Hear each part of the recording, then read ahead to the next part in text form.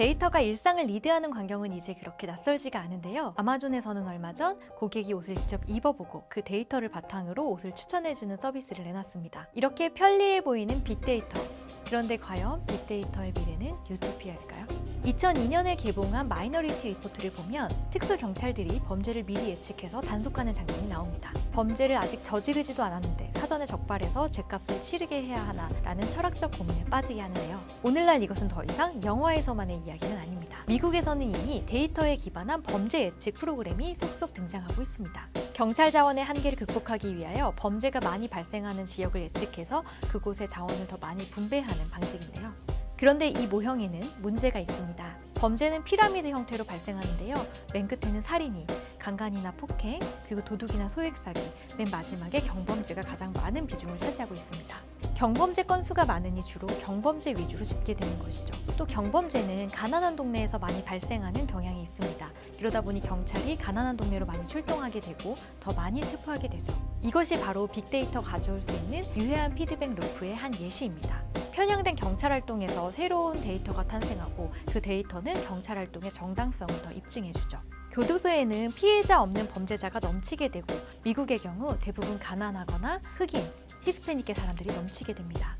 훨씬 커다란 규모의 금융시장에서는 금융상의가 횡행하지만 이는 경찰의 사각지대에 있습니다. 경찰은 금융범죄를 단속할 만한 전문 지식이 없으며 경찰의 모든 활동들, 방탄조끼, 훈련 등등은 대부분 가난한 사람들에게 초점을 맞추게 됩니다. 이것이 바로 빅데이터가 가져올 수 있는 폐해의 한 예시입니다. 캐시 오닐이 대량 살상 수학 무기라고 이름 붙인 것이죠. 캐시 오닐은 하버드에서 수학 박사학위를 받고 금융계나 온라인 커머스계에서 데이터 과학자로 일했습니다. 그러면서 빅데이터가 민주주의를 위협하고 불평등을 확산하는 현상을 목도하게 됩니다.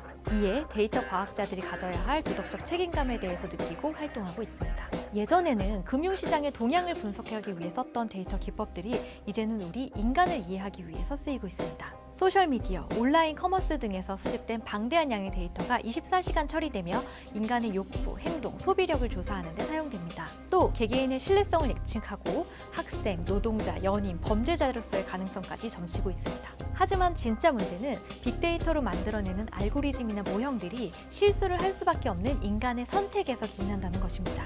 물론 일부는 선한 의도를 가지고 있습니다. 하지만 대개는 인간의 편견, 오해, 편향성마저 코드화하고 있습니다.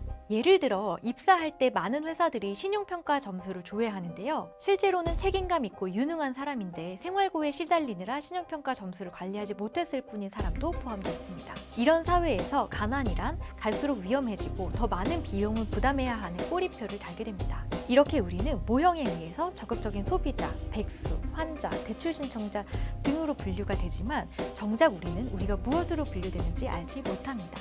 사실 빅데이터는 잘못이 없습니다. 빅데이터를 분류하는 인간의 편향과 악한 의도가 잘못된 것이겠죠. 이 책은 교육, 정치, 산업, 금융 전반에 걸친 빅데이터의 문제성을 고발합니다. 캐시 오닐은 빅데이터 경제를 저지하려는 것이 아닙니다.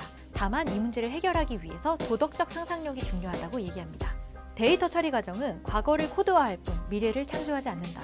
미래를 창조하는 데는 도덕적 상상력이 필요하다. 오직 우리 인간만이 그런 능력을 가지고 있다. 대량 살상 수학 무기였습니다.